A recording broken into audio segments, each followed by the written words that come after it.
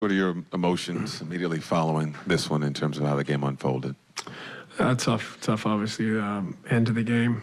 On the one hand, we made a ton of mistakes and can clean up a lot of stuff. On the other hand, we're a brand new group, really, playing against the champs. And we haven't had many common experiences together, so trying to put that together in short order is our challenge. And if today is any indication, it's something for us to build on and to improve. That was a quality basketball game. As far as building is concerned, what do you feel is that next step? I'm sure it's a number of different things, but in watching how this one ended and the way Milwaukee was able to close, what do you think is next for your group? Well, you could talk about the finish. We gave up a 5-7 point lead, depending on what point you talk about it late in the game. But throughout the game, we made so many uncharacteristic errors that I think we cleaned those up. We're in a much better standing. So, plenty of room for improvement is really what I say, and I wouldn't say it's necessarily in one area, in all areas. Steve, you kind of just took my next question, whether it was the rebounding of the turnovers or, West gets that put back. It would have been, I think, a 7-point lead you guys had.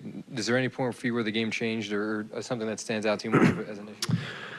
No, you could add it all up. You could start with mistakes in the first quarter where we could have had a bigger lead. Second quarter, same thing. You could talk about the end of the game.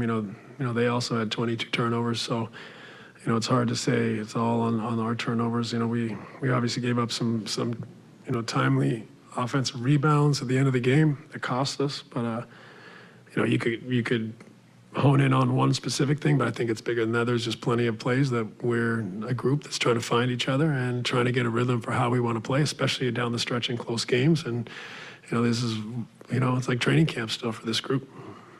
On Tuesday, you talked about, not having as much of an edge against Detroit and how, tonight that wasn't really much of an issue.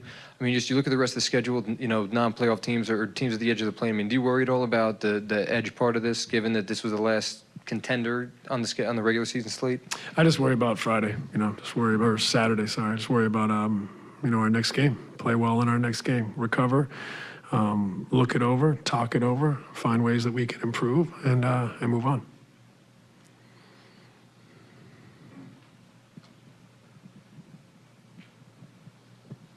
Steve, I apologize if you were asked this. I was just coming in. Did you have a problem with either of those fouls, the one on Middleton or the one on Durant there at the end of the game? I think they were fouls. I don't know what. I'm sorry, I meant as far as, did you think they were clean plays? I thought the Middleton play was risky. Guys left his feet and you're coming from behind. If you grab the arm, that's a very dangerous play. Unfortunate. I don't think Chris is a dirty player at all, but that is a dangerous play. And I'd have to see the Kevin one again, but we got our three free throws.